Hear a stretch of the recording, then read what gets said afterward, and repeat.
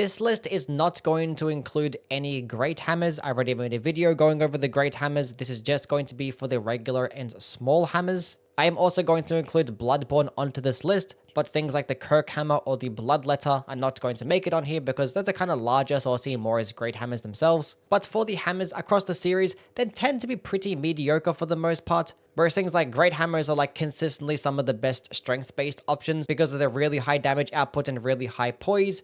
The hammers kind of get this weird in between. They're not going to ever output as much DPS as things like axes, swords, curved swords, as like these smaller, lighter, quicker options, but they tend to actually output some more poise damage and just be a nice striking damaging option. So they're never going to be bad or useless, just a bit more niche. But for today, we are going to go over the top 25 best hammers across the Soulsborne series, and it is just going to be based on PvE. At 25, we have the DRANG hammers from Dark Souls 3. Now, hammers in this game kind of have a very specific use. As some lighter, quicker types of options, obviously not going to output as much DPS as straight swords or curved swords, but they do have a few things going for them. One is going to be that they actually get hyper armor, which out of all the smaller, quicker weapons in the game, the hammers are the only ones that do get access to hyper armor, so speccing into the poise stat isn't going to be useless. Some of them also get a pretty good skill in perseverance, which is just a bunch more hyper armor, damage negation, and poise, and it is easily one of the best weapon arts in this game. And they also do pretty decent poise damage. Just for a comparison, testing out against the Dancer, it took roughly 10 light attacks with a two-handed straight sword just to stagger the Dancer. With a great hammer, it took only 4 light attacks, and with a hammer, it only took 6. So obviously is going to have that use at being really good at poise breaking, which is only really going to be useful against some bosses in the game. And it's not really like it is an Elden Ring where it's like completely fleshed out as like a stance breaking mechanic to where you can get a riposte. Now for the DRANG hammers in particular, it doesn't really do that well, because although it is a paired weapon, which I always talk about being really good in Dark Souls 3 because it's hitting with multiple weapon types just ends up resulting in much higher DPS. But with the DRANG hammers, unfortunately, their movesets are so slow. They have like lots of delays in between, and that third light attack just takes forever to land. And with how poor the damage is of the DRANG hammers, like the AR can be literally lower than a club, it makes it to where the DPS can be literally lower than just a two-handed mace light attack combo. And the thing is, the poise damage is the exact same. So it's actually going to take a longer time to poise break certain enemies with a DRANG hammer compared to the others. And it also just gets a pretty useless skill as well that results in like this spinning attack that's very comparable to the light attacks, takes just as long, but it just does less damage. So it's pretty much just useless. But the only reason why it does make it to the top 25 is because it does do the most damage per attack. Things like the running attack and the rolling attack are just obviously going to outdamage all the other hammer attacks. And you can very well combo in like the regular one-handed light attacks with the power stancing combo to just make the stun lock potential be a bit better. But the movesets themselves are just too slow to warrant it being higher on the list. Number 24, the Boom Hammer from Bloodborne. The only hammers I'm going to talk about for Bloodborne on this list will be the Boom Hammer and the TONITRUS. As I mentioned, the Kirk hammer, gonna kind of classify that one as a great hammer instead. And the Boom Hammer is honestly pretty disappointing. It is a strength arcane based weapon that does get some split fire damage, and split damage never really going to be the best thing because you're going through 2 different defenses. And it also means that you cannot buff the weapon either. But thankfully, when you have it transformed, it does like add a bit more fire damage to its attack, and your next attack is just going to end up doing this boosted damage. Now this is really good when you pair it alongside like the charged heavy attack because it results in this really good AoE that makes it amazing for crowd control. Any single time that you're surrounded by a bunch of trash mobs, there might not be a better weapon than the Boom Hammer. But unfortunately, when it comes to boss damage, it definitely does lack because the movesets are very slow, and when you have it transformed, that initial light attack is just going to be slower than if you didn't have it transformed. And the damage boost is not going to be that great, especially if you do have it paired alongside a strength-based build. It actually can build up the Beast Hood meter pretty quickly, so it might have some good synergy alongside the Beast Blood pellets, but even then it's still going to be lacking, and it's only really going to be good at higher levels when you can actually benefit of having lots of arcane and lots of strength, and potentially getting the Nourishing Gems. But the thing is, Nourishing Gems are so annoying and hard to come by that it requires like hours of farming throughout the Chalice dungeons just to be able to get like really good damage. And even then the same thing still applies to where like the transformed light attack combos are just not that good. I kind of wish it was somewhat similar to like the Serpent Flail in Elden Ring, to where like when you had it buffed, the buff didn't go away when you were actually using light attacks, and it only went away when you slammed the weapon onto the ground with a charged heavy attack or a running heavy attack. That way it could have been good at crowd control, but also good at boss damage. But yeah, unfortunately for the Boom Hammer, it didn't really get that. Number 23, the Black Dragon WARPICK in Dark Souls 2. Now, hammers in Dark Souls 2 are easily one of the best weapon category in the game, arguably the best strength weapon category, because they actually are really quick, can output some decent damage, even comparable to things like axes, straight swords, and curved swords, which typically on average they always end up getting a lot lower. They're also going to get that really good poise damage. Some of them actually still getting some decent counter damage, and they're going to be getting striking damage, which is the best damage type in Dark Souls 2, because practically every single enemy is just weaker to it. And with how much more Dark Souls 2 prefers like smaller and quicker weapons in this game, the hammers just perform especially well. Now, the Black Dragon WARPICK is going to be very different, because this one obviously does thrusting damage and not striking damage, which thrusting damage still can be pretty decent alongside the layering, but I still would just rather have striking damage for like the exact same moveset. But the reason why the Black Dragon WARPICK makes it to the top 25 is because it gets really high base damage. Now, it doesn't get any scalings in return, but if you pair this thing alongside a raw infusion, it could outdamage some hammers with like 40 or 50 strength. So you can pair this alongside a build that is specs into health, stamina, adaptability, and still retain some really good damage. Even with an elemental infusion, it can still like outdamage some like other types of hammers at 60 faith. But unfortunately, you do get it later into the playthrough, and it requires petrified bones, so it's just way too inconvenient, and it's only really going to be good for a certain part of the game, because once you end up getting into like New Game Plus, or like later into the DLCs and stuff, you're going to be at a higher level, and it's to the point that the Black Dragon WARPICK can just be outdamaged by other hammers, even the oldiest hammer, which yes is not going to make it to the list, because the Black Dragon WARPICK can just get more damage at most levels for the exact same moveset, but the Black Dragon WARPICK can just get more poise damage and have more range. And as I mentioned, I'd rather just have the striking damaging option anyway. So if the Black Dragon WARPICK could just be acquired a lot earlier in the game, this could easily be like a top 10 option, but you can't. Number 22, the Dark Souls 3 Reinforced Club. This is one of the worst damaging hammers out of all the infusible options. It weighs just as much as some of the other ones, it gets just as much range. The light attacks don't really lunge in that far, and its skill is pretty useless in Warcry, which changes up the heavy attack to make it just really slow and long and not even do that much more damage than a regular heavy attack. But it does also boost your damage by roughly 8%, but it counts as a weapon buff, so it's not going to be able to work with things like Pine Resin, which it is arguably better to have. Now, it does also get some passive bleed, which is really good, but the Morning Star is another hammer that gets bleed, but just gets way more damage with basically every single infusion. And that one gets Perseverance as its skill, which I value much more. But the only reason why the Reinforced Club makes it to the top 25 is because it does get a slightly faster moveset. Those light attacks are just a bit quicker, so maybe you do end up getting an extra light attack out, which is obviously going to result in this more damage and more poise damage, and the heavy attacks are also a slight bit faster too. At 21, we have the Dark Souls 1 Pickaxe, which yes, the pickaxe is classified as like a regular small hammer in this game. It is a pure strength damaging option, and it doesn't really get as much damage as things like the Reinforced Club or the Mace with a pure strength build, but it does obviously get the option of thrusting damage, which in Dark Souls 1 I am going to much prefer, especially if you have the layering. Letting a counter attack could just prove to be deadly. Now the pickaxe does have some downsides. One, it gets nothing but like downward slamming attacks, and that's both for the light attack and heavy attack, so there's not much variation there. And as I mentioned, it can still be outdamaged by other types of hammers in the game. And even if you did want a thrusting attack option, the WARPICK can potentially do it better, because that one does get more variation with the moveset, and it can outdamage the pickaxe when you have a quality build. So it is only going to be at higher levels. So the pickaxe does have that very specific use, where it's good to have like at the middle portion of the game, where you just have pure strength and have the layering. But outside of that, I'd rather just end up going with another hammer.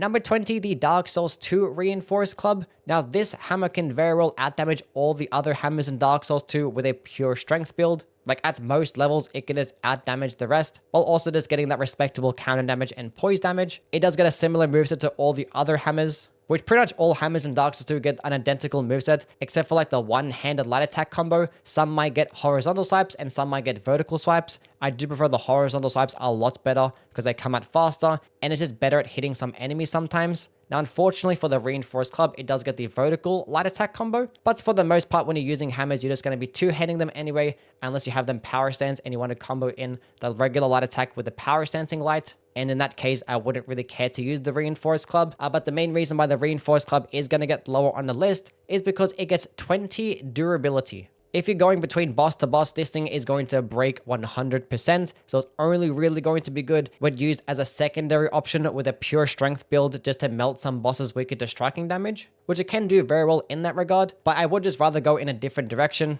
just to have like a more consistent hammer throughout the game. And also there are hammers out there that do just a bit less damage, but they just end up getting things like higher counter damage or higher poise damage. Number 19, the Dark Souls 2 Mace. Just a regular generic hammer, which is amazing in Dark Souls 2, as I mentioned earlier, due to it being like a really quick damaging striking option. Now the Mace doesn't really get as much damage as a lot of the other hammers in this game. It does get somewhat higher poise damage at 30, where others may get about 25, but the main reason why it makes it to the top 25 is because you get it early in the game, and it can carry you from start to finish perfectly fine. And although a lot of other hammers can just potentially outdamage it, you just end up getting those a bit later in the game, and the damage difference isn't really going to be that great, and sometimes you might actually end up valuing the bit more poise damage that it gets too.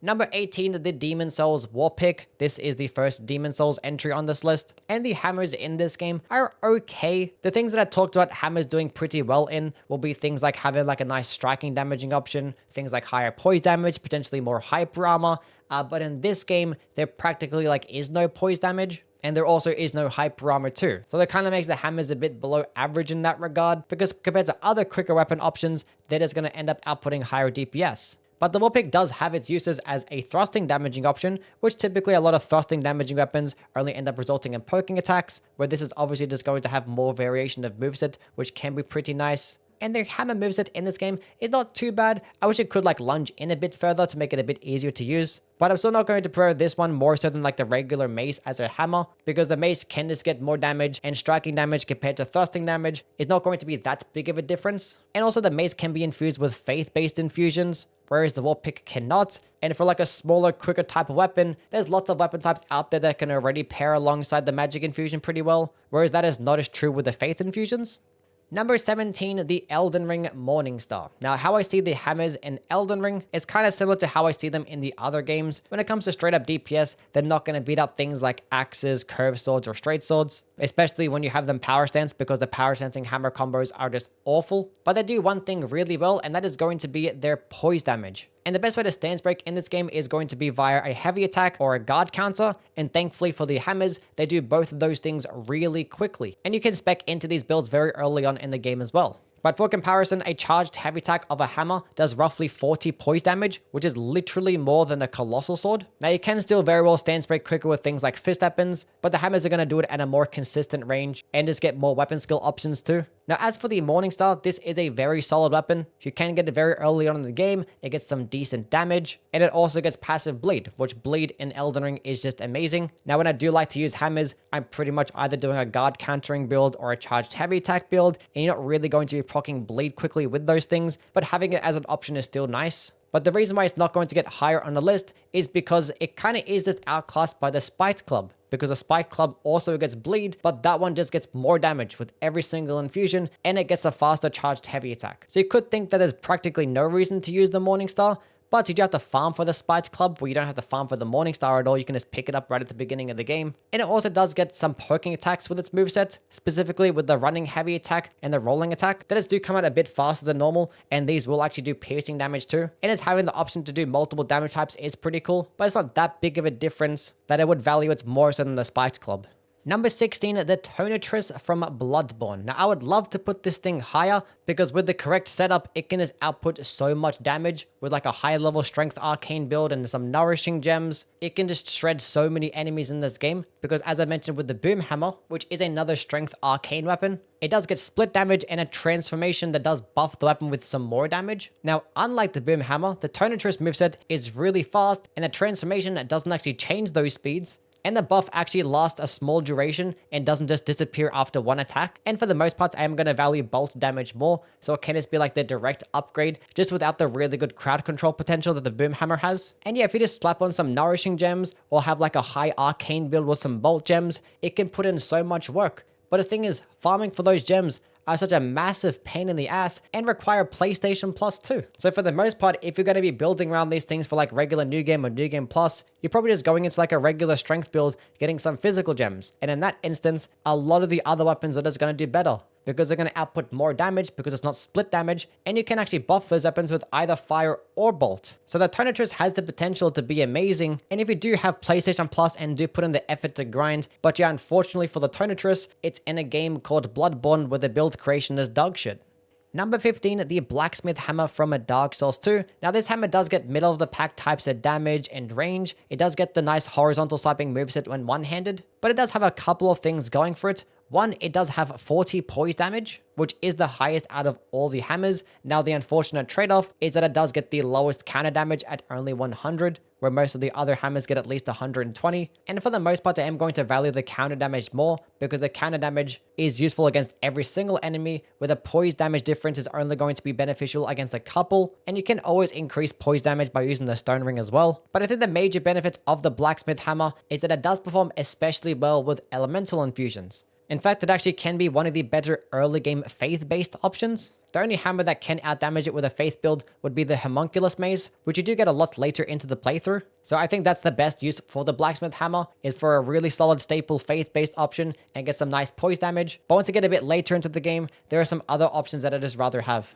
Number 14, the ENVOY'S horn in Elden Ring. Now this is somewhat of like a quality faith-based weapon, does get some split holy damage, the total AR is not that bad, does also get the generic hammer moveset, but the major benefit of it is going to be its unique skill in Oracler Bubble, which for only 6 FP, it does shoot out this slow-moving tracking holy projectile attack, and the tracking can be really good, the casting speed is pretty quick, and you actually can consecutively cast it back to back as well, and if you do have like a longer opening, or if enemies are just unaware of you, you can have like 5 or 6 bubbles tracking towards the direction, and these bubbles can actually output some nice damage. If you just spec into a pure faith build and have some holy damaging buffs, for only 6 FP, it can be one of the more efficient skills in the entire game. Now, it's not going to shred most bosses by any means, and against like really aggressive bosses, not going to be the most useful thing, so it's just going to be like a pretty decent weapon with some okay scalings and a really good skill. At 13, we have the Dark Souls 3 WARPICK. Now, this can be the highest damaging hammer with a pure strength build in Dark Souls 3. It can even outdamage the mace at pretty much every single level, and it can be something that you can get somewhat early into the playthrough as well. It also does get thrusting damage, which in Dark Souls 3, I am going to prefer, especially if you do have the Leer ring. It can make it output even more damage. It does get the exact same moveset as most of the other hammers as well, which I haven't really talked about. The moveset, although not the fastest, it does lunge in really far, which can complement the really good poise damage that the hammer gets, because sometimes when you stagger an enemy, they get like knocked backwards a few steps, and just being able to lunge in with a light attack combo to punish it is extremely noticeable. And also the hammers have like the perfect speeds to where you actually can roll catch NPCs, which this is going to be valuable more in PvP than it is PvE, but it still is worthy to note. Now, the only reason why I'm not going to value the WARPICK as much as things like the Mace or potentially the Morningstar is for one thing, and that is going to be its skill. The other hammers get Perseverance, which I'm going to value a lot more as I will get into, and the WARPICK skill is Galvanize, and Galvanize is not too bad. It's a really quick buff that just gives you a whole bunch of stamina recovery speed and actually can stack alongside things like the Chloranthy Ring and Green Blossom. But the unfortunate thing is that I think that Perseverance is more valuable and it counts as a weapon buff. So therefore you actually can't put Pine Resin onto the weapon or Lightning Blade onto it and also use the Galvanize skill. You can only have one or the other. Obviously, if you have your weapon Elemental Infused, you can't buff it anyway, so it can be okay there. But with an Elemental Infusion, the Mace just outdamages it no matter what. So if damage is really the only thing that really matters to you, and you don't really care to have Perseverance, then you can just go ahead and use the WARPICK, but I think the weapon skill just weighs it down a bit too much for me. Number 12, the Demon Souls Mace, which I think this is the best hammer in Demon Souls, and as I mentioned, the hammers in this game aren't really the best. Poise damage and hyper armor in Demon Souls is non-existent, so it's not going to really have much going for it compared to other quicker options, especially because their hammer moveset doesn't really lunge in very far. But the mace can still be a very solid strength-based option, and a really good faith option too. In fact, it can be one of the best faith weapons in the game, because one, most of the weapons that can be faith infused tend to be strength-based, and strength weapons tend to be really heavy or large, to where they might require lots of stat investment. So if you just wanted a pure faith-based build and have something that's like really light with low requirements, the mace could be that option, especially because you can already pick up a blessed infused mace at the beginning of the game. So I think that's the main reason why it does get onto the list, is for those like specific pure faith types of builds. But even then, with a faith build, I'd rather have like a blessed infused night sword or a blessed Murden hammer. So although pretty decent and convenient, it's not going to be the best option. Number 11, the Dark Souls 3 Morningstar. Now you can very well make a claim for this one being the best hammer in the entirety of Dark Souls 3, because this weapon can get some of the most damage in class, gets like the regular hammer moveset, it comes with passive bleed, and it has Perseverance as its skill, which Perseverance I think is the most valuable skill you can put onto the hammer. Because if you haven't played Dark Souls 3, this is pretty much the Endure equivalent. And if you have seen my recent Endure build video in Elden Ring, you're gonna know why I value Endure so much and why I would value Perseverance, which is pretty much the exact same thing. This is a skill that does give you so much hyper armor to be able to tank any attack in the game. And it does give you 45% damage negation too. And in a game like Dark Souls 3, it's extremely good because although you do get hyper armor, you don't get any poise in this game. And Perseverance is a way to be able to gain poise, and with bosses it's pretty good to be able to trade out and not have to read enemies' movesets. And in a game where like weapon skills don't really do that much damage and R1 spamming is like the true king, Perseverance is one of the best things that you can have onto a weapon. And yeah, the Morningstar just gets good damage and gets bleed. Now the only reason why I'm not going to put it higher is because I still think the Mace is better, because the Mace does get more damage, especially with elemental infusions. But it just doesn't get any bleed, which I'm perfectly fine with, because in Dark Souls 3, bleed is only really going to be useful against a handful of bosses, and like for the rest of the game, you just rather have the more damage, which the Mace does give you. Number 10, the Spiked Club, which this is pretty much like the Elden Ring equivalent of the Reinforced Club. It's a club that does get some bleed, and it always has to compare to the Morningstar, and there's always one that ends up being better than the other. And in this instance, the Spiked Club is just better than the Morningstar because it gets more damage, and specifically for the Spiked Club, it does get a slightly unique heavy attack, and this heavy attack is just faster than the regular hammer heavy attack. And with how good the hammer heavy attack already is, it just makes it to be one of the best stance breaking options in the game. And the fact that you just slap bleed on top of that can just be pretty decent. Now, as I've been mentioning, if I am building around a hammer, it's either being a charged heavy attack build or a guard countering build. And if that's the case, I'd rather just go with the Stone Club, because although it doesn't get bleed nor that faster heavy attack, it does get a lot more damage and get more range. Number 9, the Dark Souls 1 Reinforced Club. One of the better early game options in the game, period. It does get really high base damage, probably one of the more popular level 1 options too. Now, the hammers in this game don't really take that much of a hit when it does come to DPS, because the speeds can be really good and the damage can still be really high, and the Reinforced Club can just get bleed on top of those things. And also the Reinforced Club is the reason why the Morningstar in Dark Souls 1 doesn't make it to the list, because you can get both pretty early on in the game, but the Reinforced Club just outdamages the Morningstar and just gets the same amount of bleed. Now there is going to be one major difference, and that's going to be its heavy attack. The Reinforced Club pretty much just gets a jumping attack, which is kind of just useless because I can just do the jumping attack if need be. Now it is a bit harder to pull off a jumping attack all the time, so it can be a bit more convenient, and for the most part in Dark Souls 1, doing jumping attacks is just better than heavy attacks anyway. But just being able to have the utility to just have an extra type of attack that doesn't have you lunge in as fast sometimes, like what the Morningstar would actually give you, can be a bit more valuable, but it's not that much more valuable to where I'd like to take a hit in terms of damage. But yeah, the Reinforced Club is a perfectly good option, a really good early game option. It can be good throughout the entire game, but when it comes to Dark Souls 1, I think there are a bit better hammers out there. Number 8, the Elden Ring Stone Club, which as I mentioned earlier, this is the hardest hitting hammer in the entire game, and it also can get some of the most range in class too. It's not going to get as much range as like the regular hammer, but it definitely can get more damage. Now you do have to farm for the Stone Club, so if you didn't really care to farm for weapons, you can just pick up the regular hammer if you did want to go with like a regular generic hammer type of build, which as I've been mentioning is things like charged heavy attacks or guard counters. And the Stone Club can just do those especially well, potentially even with a two-handed guard counter build, because the Stone Club does get the best blocking out of all the hammers too. Number 7, the Homunculus Mace from Dark Souls 2. This hammer just gets like the average counter damage, average poise damage, the generic moveset, but it just gets consistently some of the most damage in class, and specifically with some elemental infusions, it can be the highest damaging one. So for like most builds, once you do get access to the Homunculus Mace, you're probably best switching to this one. And as I've been mentioning with Dark Souls 2 hammers, they're just all really good. They're pretty quick, they can output some high damage, and they get striking damage. Like there's not really much more to say. They're just that good.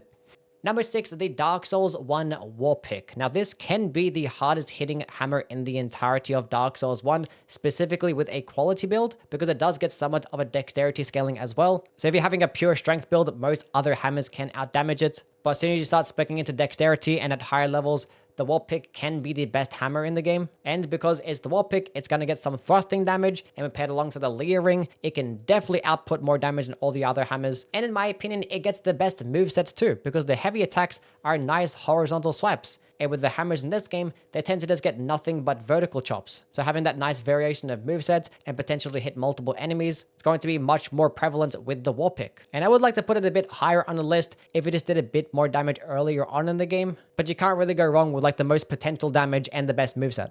Number 5, the Blacksmith Giant Hammer. I think this is the best hammer in Dark Souls 1 for many reasons. One, it does get the most range in class, while not having any trade-off in terms of things like stamina cost nor speeds. Unfortunately, it does get like the same heavy attack as the club, which is pretty much just a jumping attack, which is still perfectly fine. The jumping attack still does plenty of good damage. But the major benefit of the Blacksmith Giant Hammer is that it gets ridiculously high base damage. It does get a decent amount of physical, only gets a descaling in strength, but it gets 300 lightning damage, which lightning damage is the best elemental damage type because like practically nothing is resist to it and a lot of enemies are weaker to it. And this thing requires Twinkling Titanites too, so it's very easy to upgrade. And this can be an amazing option without having to spec into any of your damaging stats. This is probably the best weapon to use at level 1, but even outside of a level 1 build, if you're just going to spec all into things like health and stamina, there's not going to be many weapons better than the Blacksmith Giant Hammer. Now, there are going to be a couple of downsides. One, it does get pretty poor scalings. So once you do get to like New Game +1 or +2, you're obviously going to notice that the damage is not going to be there.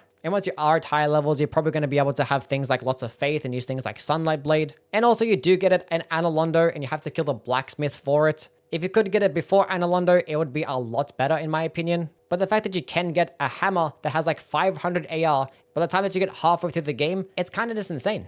Number 4, the Flowerstone, Gavel, and Elden Ring. This is pretty much a pure arcane damaging option that you get in the DLC. Does get pure physical damage and piercing damage with every single attack, which yes, piercing damage is the best damage type in Elden Ring, as I mentioned basically every single day. But as good as piercing damage is, that's not even the best part about the weapon, and it's going to be because of its skill, which its skill serves as like a projectile lightning attack, and the projectile tracks right towards the player, so you have to worry about enemies like dodging it or input reading it. It's just going to hit pretty much every single time, and it does do really good damage, and it debuffs them to make them take even more lightning damage. When it's uncharged, it's around about 11%. When you have it fully charged, it's about a 17% damage debuff. It should be a bit higher, but like all debuffs are currently bugged in PvE at the moment. And this debuff does last 20 seconds. Now you might think that this debuff would pair nicely alongside faith-based builds, and the fact that it doesn't have a faith scaling means that it's kind of annoying, but the fact that it has an arcane scaling is honestly really good. And that's because it does give you a lightning damaging option with a pure arcane build, which you otherwise don't really get. And even if you wanted to pair it alongside a faith-based build and some lightning-based spells, you still can use it because the requirements are pretty low. So this is easily an S tier option in this game because it can output amazing damage, it pairs well alongside other lightning builds if need be, it gets piercing damage, and it gets a really good arcane scaling.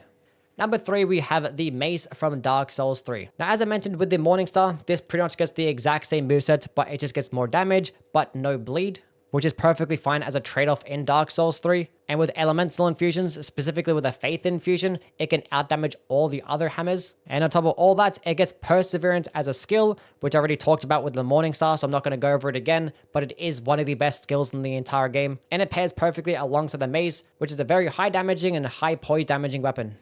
Number 2, the Marika's Hammer, to what I consider the best hammer in all of Elden Ring. It is a strength faith-based weapon, does scale better off strength, but you can go into pure faith and have it be very viable if you wanted to go ahead and use some spells alongside with it. It does get the regular hammer moveset. I kind of wish I had like the Morningstar moveset that incorporated some poking attacks because, you know, Radagon also gets some poking attacks too. But the reason why I consider it to be the best in this game is because of its skill Goldbreaker. For about 25 FP, you become airborne, gain infinite hype armor, come crash into the ground in this massive AoE that sends all these smaller trash mobs flying into the air, and if you hit with it at point blank range, it does amazing damage and 42 stance damage, which that is more than a charged heavy attack. Now yes, it is going to be a longer animation, but the fact that you can do this with a higher damaging attack in an AoE is kind of crazy.